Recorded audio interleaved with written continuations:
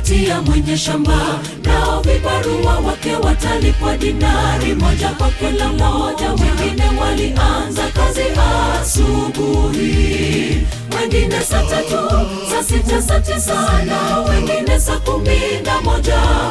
Kulipokucha, mtunza hazina akawalipa sawa sawa.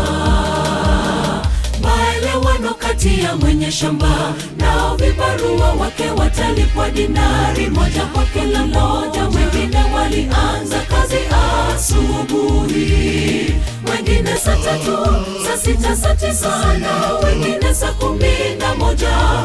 Kulipokucha, mtunza hazina akawalipa sawa sawa.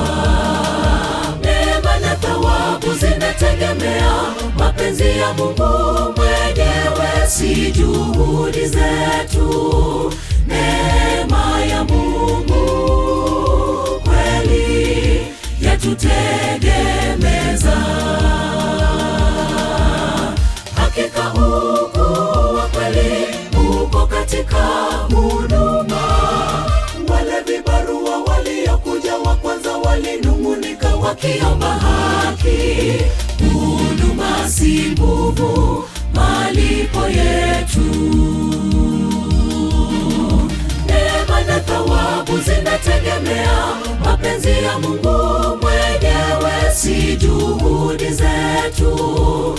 Neema ya Mungu kweli yatutegemeza. Hakika ukuu wa kweli uko katika huduma. Wale vibarua waliokuja wa kwanza walinung'unika wakiomba haki. Huduma si nguvu, malipo yetu.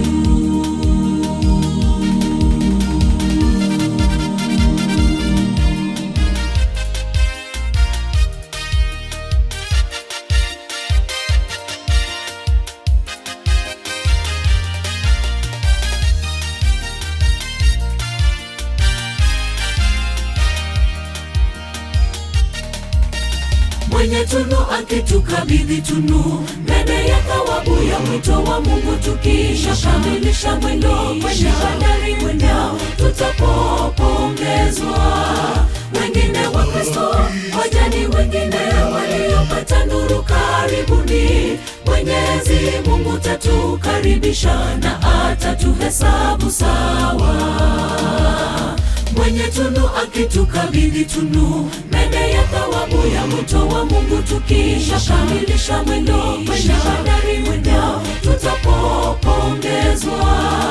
Wengine wa Kristo wajani, wengine waliopata nuru, karibuni.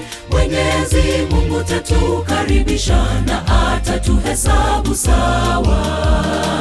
Neema na thawabu zinategemea mapenzi ya Mungu mwenyewe, si juhudi zetu. Neema ya Mungu kweli yatutegemeza. Hakika ukuu wa kweli uko katika huduma. Wale vibarua waliokuja wa kwanza walinung'unika wakiomba haki. Huduma si nguvu, malipo yetu.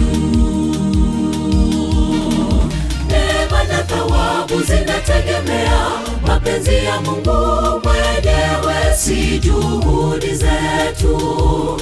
Neema ya Mungu kweli yatutegemeza. Hakika ukuu wa kweli uko katika huduma. Wale vibarua waliokuja wa kwanza walinung'unika wakiomba haki. Huduma si nguvu, malipo yetu. Neema na thawabu zinategemea mapenzi ya Mungu mwenyewe, si juhudi zetu.